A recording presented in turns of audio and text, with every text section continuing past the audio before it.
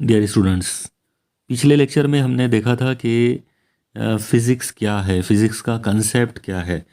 Okay, introduction of physics हम लोगों ने डिटेल में देखा था और हमने ये देखा, ये हमने स्टडी किए थे कि फ़िज़िक्स एक्चुअली एक ऐसी साइंस है, एक ऐसी स्टडी है जिसमें हम नेचर की स्टडी करते हैं। The study of nature and its laws is called physics. Okay, ये डेफिनेशन हमको हमको कल पता चली थी।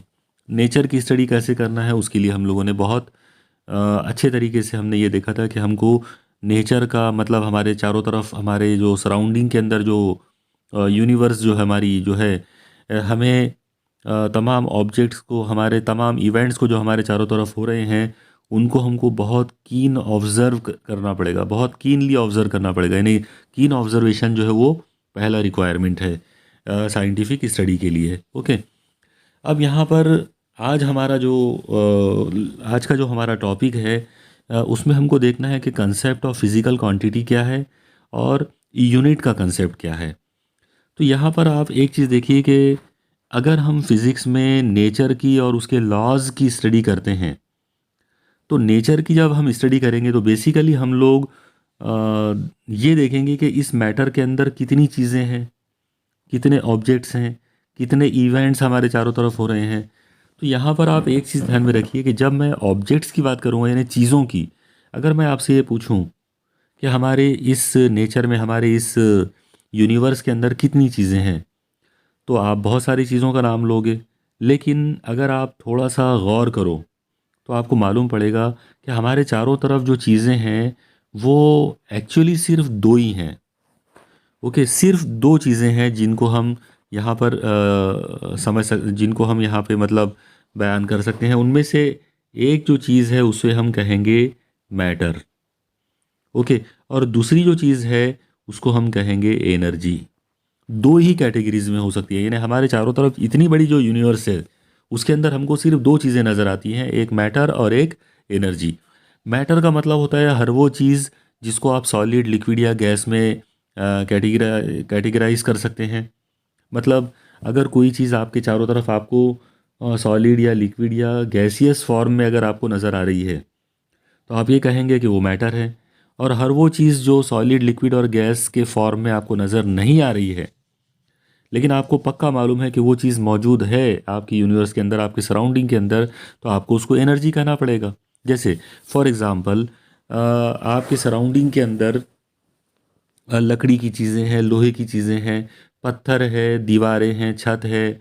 ओके, इसी तरह से पानी है, पेट्रोल है, तेल है, उसी तरह से हवा है, ऑक्सीजन, नाइट्रोजन वगैरह। ये अब आप एक चीज़ पे गौर करो, ये जितनी चीज़ें मैंने आपको अभी नाम बताया हूँ ये सब के सब मैटर है।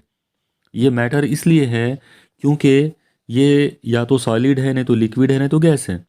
इसी तरह से आपके सराउंडिंग के अंदर अगर आप देखेंगे तो आपको मालूम पड़ेगा कि आपके सराउंडिंग में, आपके चारों तरफ जो यूनिवर्स फैली हुई है उसके अंदर आवाज़ है, साउंड है, उसके अंदर लाइट है, उसके अंदर इलेक्ट्रिक करंट है, उसके अंदर हीट है। तो ये जो चीज़ें अभी मैंने जो नाम आपको बताया, जैसे साउंड है, लाइट है, इलेक्ट्रिसिटी है, उसके अलावा हीट है, ये कुछ ऐसी चीज़ें हैं, ये कुछ ऐसे नाम, ये कुछ ऐसी ऐसे ऑब्जेक्ट्स हैं जिनको आप ना तो सॉलिड कह सकते हो, ना लिक्विड, ना गैस। ये सॉलिड, लिक्विड और गैस के दायरों के बाहर है। ओके, और इसीलिए क्योंकि ये ना तो सॉलिड है, ना लिक्विड है, ना गैस है, इसका मतलब ये कुछ और है। तो ये जो कुछ और जो चीज़ें हैं इनको हम कहते हैं एनर्जी। ओके, मैटर का मतलब, मैटर जो है, अब हम ये भी यहाँ पे ये भी देख सकते हैं कि हम इनको डिफ़ाइन कैसे कर सकते हैं। तो बहुत आसान तरीका है मैटर को डिफ़ाइन करने के लिए। हमको यहाँ पर दो चीज़ों को हम इस्तेमाल करेंगे। नंबर वन, मास, और नंबर टू, वॉल्यूम। आप याद रखिए, हर वो चीज़ जिसके पास मास है या उसके पास वॉल्यूम भी है उसे हम मैटर कहते हैं। मैटर का मतलब होता है जिसके पास मास हो और जिसके पास वॉल्यूम हो। मास का मतलब, बेसिकली मास का क्या मतलब है वो हम अगले लेक्चर में देखने वाले हैं, वॉल्यूम का क्या कंसेप्ट है। लेकिन ये जो टर्म्स हैं ये ऑलरेडी आपको पता है, इसलिए मैं आपकी यहाँ पे डायरेक्ट यूज़ कर रहा हूँ। लेकिन आगे आगे के लेक्चर्स के अंदर हम लोग इनको बहुत ज़्यादा डिटेल में इनका जो रियल कंसेप्ट है वो सब हम देखने वाले हैं। तो anything which consist of mass and volume is called matter.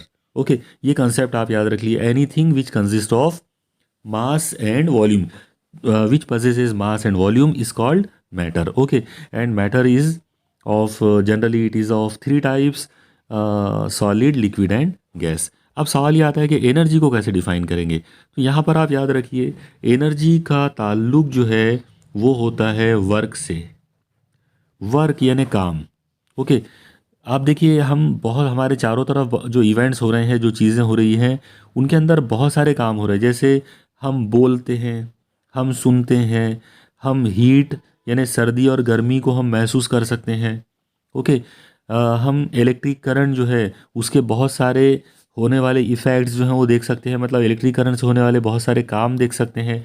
अगर हमने स्विच ऑन किया और लाइट चालू हो गया, तो ये लाइट का चालू होना या पंखे का शुरू हो जाना, ये उसका काम है। तो आप याद रखिए कि जब हम एनर्जी की बात करेंगे तो हम उसके इफ़ेक्ट में वर्क की बात करेंगे।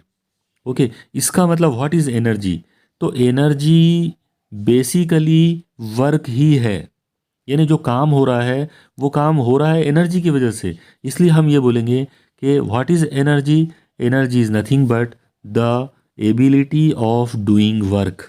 यानी अगर काम हो रहा है, अगर कोई वर्क हो रहा है, तो वो जो वर्क है वो सिर्फ इसलिए हुआ क्योंकि एनर्जी जो है वो है। अगर एनर्जी नहीं होती तो वो वर्क नहीं होता।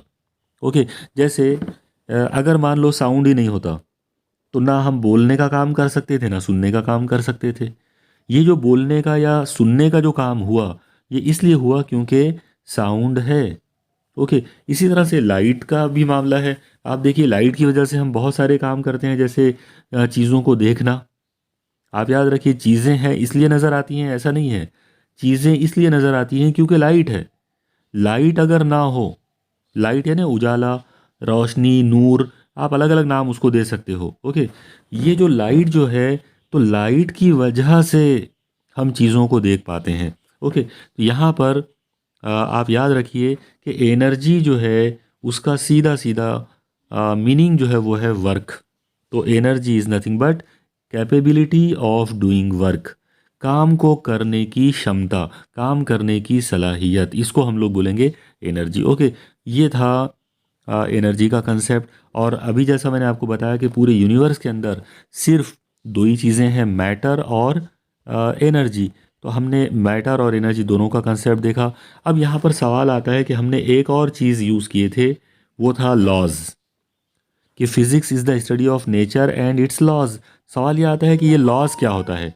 तो आप याद रखिए, लॉज के लिए, लॉज को हम सिंपल तरीके से बोल सकते हैं इंटरैक्शंस। याद रखना, मैटर और एनर्जी जो है ये एक दूसरे के साथ आइसोलेटेड नहीं है। ये नज़र आते हैं आइसोलेटेड, ऐसा लगता है कि मैटर अलग चीज़ है, एनर्जी बिल्कुल अलग चीज़ है और ये आपस में इनका कोई ताल्लुक नहीं होगा, लेकिन ऐसा नहीं है। ये अलग तो हैं, डेफिनेटली ये दो अलग अलग चीज़ें हैं। मैटर बिल्कुल अलग है, एनर्जी बिल्कुल अलग है, लेकिन ये एक दूसरे के ऊपर असर करते हैं, ये एक दूसरे के साथ में इंटरेक्ट होते हैं। और जब ये इंटरेक्ट होते हैं तो इनके जो इंटरेक्शंस हैं, उन इंटरेक्शंस की वजह से ही फिज़िक्स के जो लॉज हैं वो सामने नज़र आते हैं। ओके, किस तरह से होगा ये सब, तो ये हम आगे चलकर जैसे जैसे हमारी ये स्टडी आगे बढ़ेगी वैसे वैसे हम इसको देखते जाएंगे। तो इस तरह से आप याद रखिए कि what is physics, physics is the study of matter and energy and their interactions. इसी चीज़ को हमने कल के लेक्चर के अंदर बोला था कि study is study of nature and its laws. Okay, तो यहाँ पर फिज़िक्स का जो कंसेप्ट है वो क्लियर हो गया। अब सवाल ये आता है कि जब हम स्टडी करते हैं तो एग्जैक्टली हम क्या करते हैं। अब स्टडी का रियल में मीनिंग क्या है।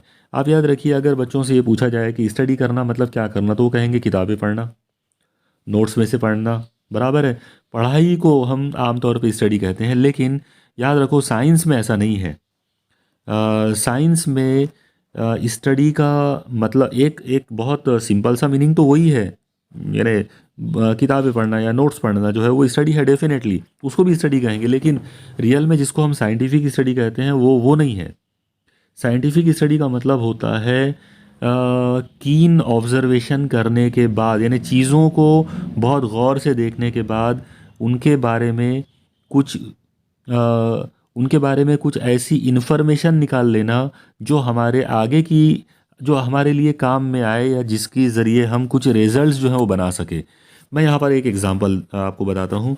मान लीजिए कि एक डॉक्टर है और उनके पास एक पेशेंट आया। ओके, डॉक्टर के पास जो है वो एक पेशेंट जो है आया, और अब डॉक्टर साहब को उस पेशेंट की स्टडी करना है। याद रखिए, मैं यहाँ पर वर्ड स्टडी यूज़ कर रहा हूँ।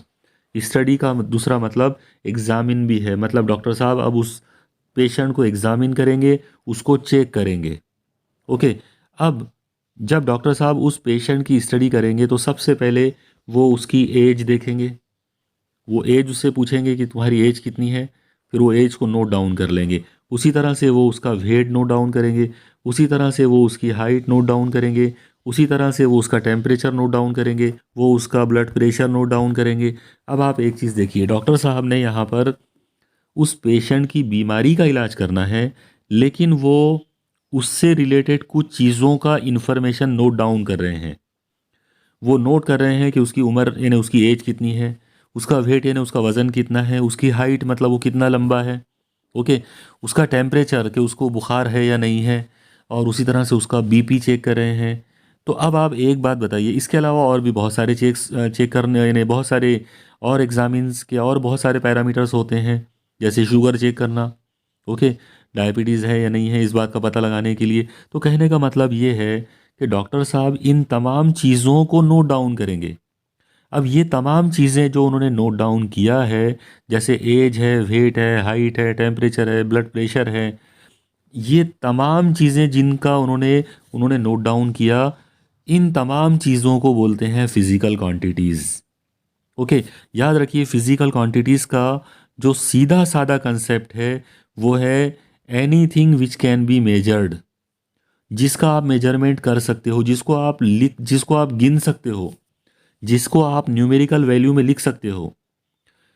याद रखना, जब भी हम किसी चीज़ की स्टडी करते हैं तो स्टडी के अंदर हम लोग एक्चुअली उसकी फिजिकल क्वांटिटीज़ का वैल्यूएशन करते हैं। तो what is physical quantity? Physical quantity is the quantity which can be measured. Which can be measured, ये वर्ड आप याद रखिए, मेजरमेंट, यानी हमको यहाँ पर उसका मेजरमेंट करते आना। जब हम उसका मेजरमेंट कर सकते हैं तो हम ये कहेंगे कि वो फिज़िकल क्वांटिटी है। ओके, अब यहाँ पर और एक चीज़ ध्यान में रखिए कि इस यूनिवर्स में, यानी ये जो नेचर हमारे चारों तरफ जो फैला हुआ है हमारे सराउंडिंग के अंदर, क्या इसमें जितनी भी प्रॉपर्टीज़ है, जितनी भी क्वांटिटीज़ हैं, सबके सब फिज़िकल क्वांटिटीज़ हैं? तो ऐसा नहीं है। आप याद रखिए, बहुत सारी क्वांटिटीज़ या बहुत सारी प्रॉपर्टीज़ ऐसी भी होती हैं हमारे सराउंडिंग के अंदर जिनका आप मेजरमेंट नहीं कर सकते। जैसे फॉर एग्ज़ाम्पल सिंप्लिसिटी।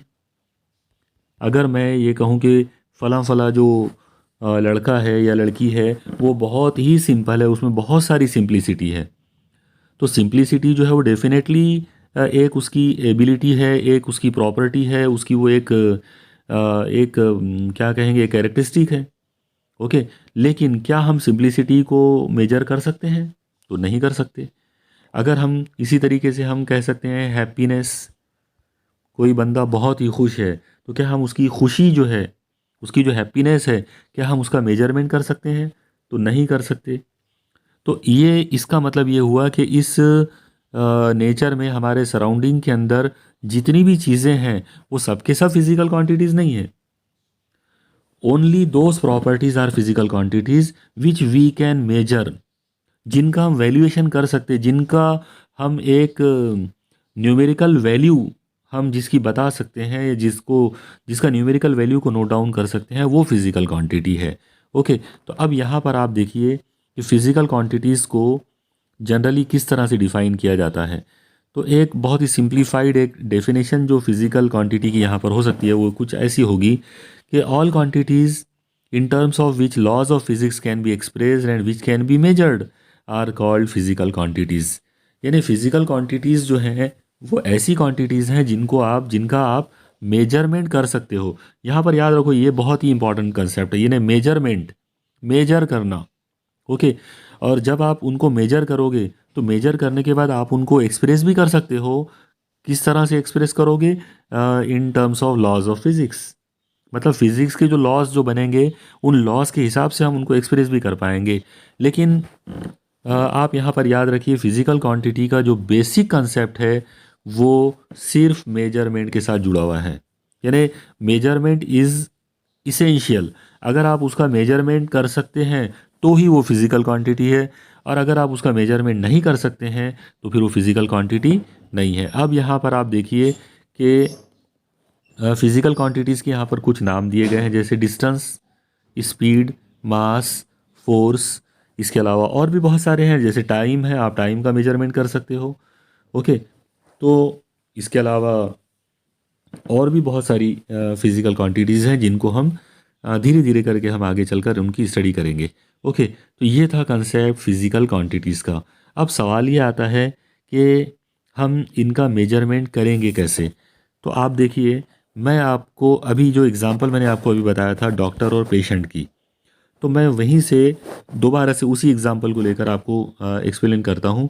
आप देखिए, डॉक्टर साहब ने उस पेशेंट की एज पूछे थे, उन्होंने उसका वेट पूछे थे, उन्होंने उसकी हाइट भी पूछे थे। ओके, ये तीन ही चीज़ों को हम यहाँ पे ले लेते हैं। चलो, अब आप एक चीज़ देखो, मान लो कि उसकी जो एज है वो 25 ईयर्स है, मान लो उसका जो वेट है वो 60 किलोग्राम है, और उसकी जो हाइट है वो 6 फीट है। अब आप थोड़ा सा गौर करो, यहाँ पर मैंने मतलब जो डॉक्टर साहब हैं उन्होंने एज लिखा है 25 ईयर्स। 25 के बाद ईयर्स लिखना कंपलसरी है, क्योंकि अगर 25 के आगे ईयर्स अगर हम नहीं लिखते हैं तो इसका मतलब हम सिर्फ 25 लिखकर नहीं समझ सकते हैं कि वो पेशेंट रियल में कितना बड़ा है, यानी उसकी उम्र कितनी है, उसकी एज कितनी है, ये हमको पता ही नहीं चलेगा अगर हम सिर्फ नंबर लिखते हैं। नंबर के साथ में हमको कुछ ना कुछ तो लिखना ही पड़ेगा। जैसे 25 के आगे अगर आपने कुछ नहीं लिखा तो समझने वाला उसके आगे सेकंड भी समझ सकता है कि भाई उसकी उम्र 25 सेकंड है, जब मतलब जस्ट अभी अभी पैदा हुआ। 25 के आगे मिनट भी लिख सकते हैं, 25 के आगे डेज भी लिख सकते हैं। ओके, 25 के आगे सेंचुरीज भी लिखा जा सकता है। तो अब एक बात बताओ कि 25 लिखने से बात क्लियर नहीं होती, समझ में नहीं आता कि वो रियल में उसकी एज है कितनी। तो इसके लिए 25 के आगे 25 तो लिखना पड़ेगा, लेकिन उसके आगे आपको ये नाम ज़रूरी है, ईयर्स लिखना पड़ेगा, ताकि उसकी एज जो है वो कन्फर्म हो जाए। अब आप वेट के बारे में देखो कि उसका वज़न कितना है, तो उसका वज़न है 60, लेकिन साथ ही साथ किलोग्राम भी लिखना पड़ा। अगर हम किलोग्राम नहीं लिखते हैं तो फिर उसकी सिर्फ 60 लिखकर अगर छोड़ देते हैं तो ये भी गलत बात है, क्योंकि 60 के आगे कुछ भी लिखा जा सकता है या कुछ भी समझा जा सकता है। उसके आगे हम मिलीग्राम, माइक्रोग्राम, उसके आगे पाउंड, उसके आगे टन, उसके आगे क्विंटल, कुछ भी समझा जा सकता है। तो कहने का मतलब, जब तक उसके आगे किलोग्राम लिखा हुआ ना हो तब तक हम उसका कंसेप्ट नहीं समझ सकते, यानी क्लियर कंसेप्ट। ओके, इसी तरह से जब हम हाइट की बात करेंगे तो आप देखो, हाइट में है 6 और साथ में लिखा हुआ है फीट।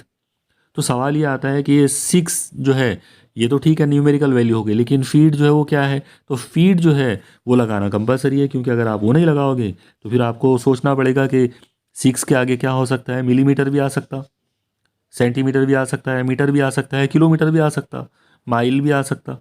ओके, कहने का मतलब ये है कि 6 के आगे आपको कोई ना कोई नाम लिखना ज़रूरी है। और ये जो यहाँ पर ये जो नोटेशन है, ये जो नोट डाउन करने का ये जो प्रोसेस है, एक्चुअली इसी का नाम मेजरमेंट है। मेजरमेंट के अंदर हम लोग फिज़िकल क्वांटिटीज़ को ही न्यूमेरिकल वैल्यूएशन में उसको एक्सप्रेस करते हैं, और ऐसा करते टाइम पर हम दो चीज़ों को इस्तेमाल करते। नंबर वन, हम उसके अंदर इस्तेमाल करते हैं एक नंबर, और उसके अलावा एक नाम। ओके, जो नंबर हम यूज़ करेंगे वो उसका न्यूमेरिकल वैल्यू होगा, और जो नाम हम यूज़ करेंगे वो उसकी एक्चुअली यूनिट होती है, उसको हम यूनिट कहेंगे। याद रखो, यहाँ पर ये जो लोग इधर नज़र आ रहे हैं आपको, ये फिज़िकल क्वांटिटीज़ हैं। इनमें एज का मतलब है टाइम, इसमें वेट का मतलब है मास, और इसमें हाइट का मतलब है लेंथ। तो याद रखना, ये तीन बहुत ही काम की क्वांटिटीज़ हैं, टाइम, मास और लेंथ। ओके, ये तीन चीज़ों को हम बार बार स्टडी करेंगे और बार बार हमको इनकी ज़रूरत पड़ने वाली है। तो यहाँ पर अब आपको शायद क्लियर कट इस बात का अंदाज़ा हो गया होगा कि यूनिट्स क्या होते हैं और फिजिकल क्वांटिटी का मेजरमेंट जब हम करेंगे तो उसके अंदर यूनिट जो है वो कंपलसरी तौर पर आते ही हैं, और उनके बगैर हम किसी भी तरह का कोई मेजरमेंट जो है वो नहीं कर सकते।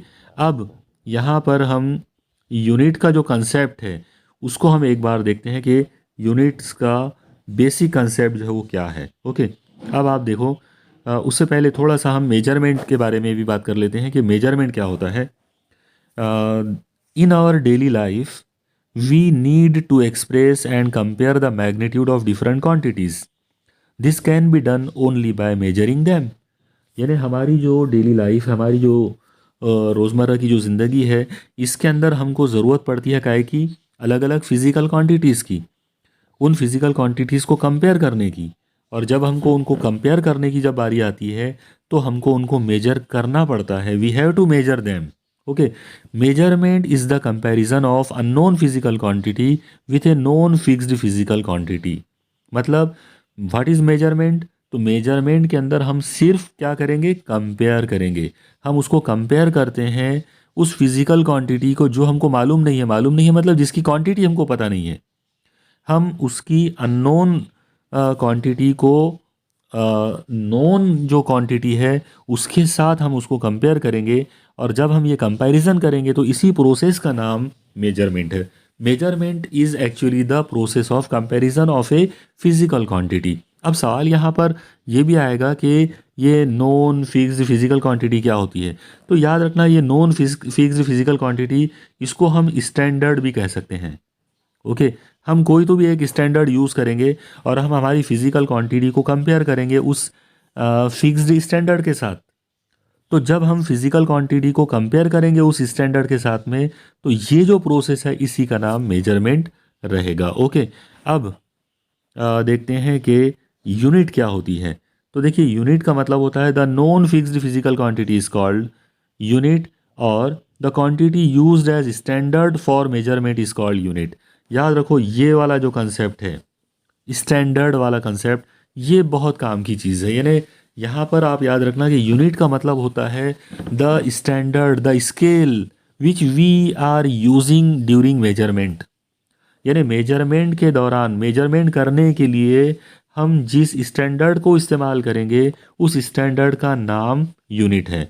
जैसे फॉर एग्ज़ाम्पल यहाँ पर आप देखिए, when we say the length of classroom is 8 metre, we compare the length of classroom with standard quantity of length called metre. यानी देखो, ये इसका मीनिंग क्या हुआ, इस बात का मतलब समझ लो एक बार आप अच्छे से। देखिए, लेंथ जो है वो 8 मीटर है। इस बात का मतलब ये हुआ कि लेंथ जो है वो 8 टाइम्स 1 मीटर है। ओके, आप सोचो, ऐसा लिख सकते हैं इसको, 8 टाइम्स 1 मीटर। ये जो 1 मीटर मैंने यहाँ पर बोला हूँ, ये है वो स्टैंडर्ड। ओके, ये स्टैंडर्ड है जिसको हमने यूज़ किया और हमको ये पता चला कि हमारा जो क्लासरूम है वो 1 मीटर जितना लंबा होता है, तो उससे वो 8 गुना बड़ा है। 8 times, 8 times bigger than 1 metre. अब ये जैसे ही मैंने उसको 8 टाइम्स बिगर देन 1 मीटर बोला हूँ, तो इसका मतलब ये हुआ कि 8 times, that is comparison. Okay, ये हमने उसको कंपेयर किया। तो जैसे ही हमने उसको कंपेयर कर लिया, ये कंपैरिजन ही मेजरमेंट है। और वो जो 1 मीटर हमने बोला, जो मीटर हमने यहाँ पे यूज़ किया है, दैट इज़ यूनिट, उसको हम यूनिट कहेंगे। ओके, तो ये था कंसेप्ट उस फिज़िकल क्वांटिटी के मेजरमेंट का और उसकी यूनिट का। अब आप यहाँ पर एक चीज़ देखो कि जैसा यहाँ पे हमने लिखा है कि length of classroom is 8 metre, तो 8 is numerical value and metre is unit. तो यहाँ पर हम किसी भी फिज़िकल क्वांटिटी जो है उसको हम लिख कैसे सकते हैं? तो हम उसको लिख सकते हैं physical quantity is equal to numerical value और यूनिट। दो चीज़ें आएंगी, एक आएगा एन, एन का मतलब है न्यूमेरिकल वैल्यू और यू का मतलब है यूनिट।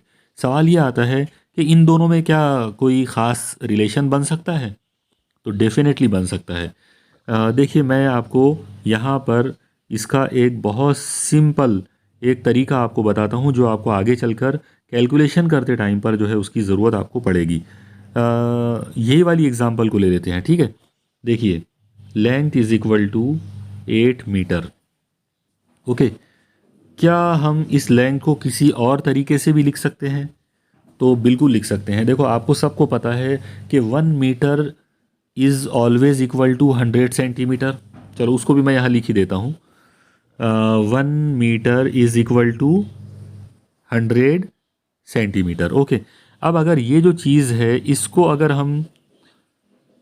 हम यहाँ यूज़ करेंगे, अगर हमारे पास लेंथ 8 मीटर है और 1 मीटर अगर 100 सेंटीमीटर का है, इसका मतलब 8 metre will be equal to 800 centimetre. Okay, अब आप थोड़ा गौर से देखो कि लेंथ इज़ 8 मीटर और लेंथ इज़ 800 सेंटीमीटर, इसका मतलब ये दोनों तो सेम हुए, दोनों का मीनिंग तो सेम है। 8 मीटर है, इसका मतलब 800 सेंटीमीटर का है, तो दोनों सेम हुए। तो क्या हम इसको ऐसा नहीं लिख सकते? यहाँ पर मैं उसको इस तरह से लिख के बताता हूँ। 8 metre is equal to 800 centimetre. Okay, ये दोनों सेम है। अब अगर ये दोनों सेम है तो थोड़ा सा अब आप यहाँ पे गौर करो। आप पहले न्यूमेरिकल वैल्यू देखो, इधर 8 है और इधर 800 है। ओके, अब आप दूसरी चीज़ पर गौर करो, इधर यूनिट मीटर है और इधर यूनिट सेंटीमीटर है। कुछ ख़ास बात आपको नज़र आ रही होगी। आप देखो न्यूमेरिकल वैल्यू इधर कम है, इधर न्यूमेरिकल वैल्यू बढ़ गई, इधर यूनिट बड़ी है, इधर यूनिट छोटी है। आप अगर मीटर को देखेंगे तो मीटर बड़ा होता है, सेंटीमीटर को देखेंगे वो छोटा होता है। तो centimetre is a smaller unit और metre is a bigger unit. तो आप एक चीज़ देखो कि इधर न्यूमेरिकल वैल्यू छोटी है तो यूनिट बड़ी है, और इधर न्यूमेरिकल वैल्यू बड़ी है तो यूनिट छोटी हो गई। इसका मतलब हम सिंपल वे में ऐसा बोल सकते हैं कि न्यूमेरिकल वैल्यू 1 यूनिट 1 दोनों के बीच में प्रोडक्ट है, is always equal to numerical value second into unit second. देखो आप सोचो इस बारे में, यहाँ पर 8 जो है वो न्यूमेरिकल वैल्यू 1 है, तो मीटर जो है वो पहली यूनिट है। दूसरे साइड में इज इक्वल टू 800 जो है वो न्यूमेरिकल वैल्यू सेकंड है, तो सेंटीमीटर सेकंड यूनिट है। अब आप एक चीज़ देखो, अगर ऐसा है, अगर N1 U1 is equal to N2 U2 अगर ऐसा है, तो फिर हम इसको ऐसा लिख सकते हैं कि N times U is equal to constant. Okay, यानी न्यूमेरिकल वैल्यू और यूनिट जो है इन दोनों का जो प्रोडक्ट है वो हमेशा कांस्टेंट रहेगा। और अगर ये कांस्टेंट रहेगा तो फिर क्या बोल सकते हैं, N is equal to constant upon unit, बराबर है कांस्टेंट अपॉन यूनिट। और इसी चीज़ को अगर हमको लिखना हो तो हम इसको ऐसे लिख सकते हैं कि numerical value is inversely proportional to unit. मतलब यूनिट जो है वो न्यूमेरिकल वैल्यू के साथ में इन्वर्स वाले रिलेशन में रहेगी। जब आप न्यूमेरिकल वैल्यू बढ़ाओगे तो यूनिट छोटी हो जाएगी, और जब आप न्यूमेरिकल वैल्यू कम करोगे तो यूनिट जो है वो बढ़ जाएगी। या इसी चीज़ को आप ऐसा भी लिख सकते हो, इस अंदाज में भी लिख सकते हैं उसको। न्यूमेरिकल यूनिट जो है, देखो इसको हम इस तरह से लिख सकते हैं कि unit is inversely proportional to numerical value. मतलब यूनिट जो है वो न्यूमेरिकल वैल्यू के साथ में उल्टा उसका रिलेशन रहेगा। मुझे उम्मीद है कि आपको आज की इस लेक्चर की तमाम बातें जो है वो समझ में आ गई होंगी। अगर आपको इसको और समझने में कोई, यानी ये तमाम बातों को अगर समझने में कोई डिफ़िकल्टी अगर आई हो तो आप मुझसे पूछ सकते हैं। यहीं पर मतलब आप कमेंट करके भी पूछ सकते हैं, और या फिर आप मेरे जो नंबर दिया हुआ है चैनल पर, तो उस नंबर पर भी आप मुझसे व्हाट्सएप करके पूछ सकते हैं। ओके, स्टडी करते रहिए। Happy learning. Thank you.